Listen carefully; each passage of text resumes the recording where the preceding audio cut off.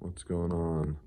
I realized that in my last video I said I would show you the cutoff of the Diode Dynamics Elite series fog, and I never did. So this is what it looks like, and I kept my low beams on just so you could see kind of where they sit, and they're adjustable too.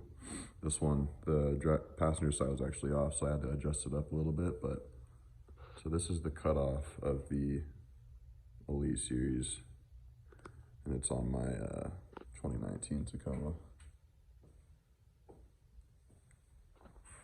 That's the color temperature compared to, that's about a 6,000 Kelvin LED in my low beam. So yeah, pretty widespread. It actually has like a stronger output width, I guess, than my headlights, which I guess you want for fog. But yeah, that is what it looks like, if anyone's interested.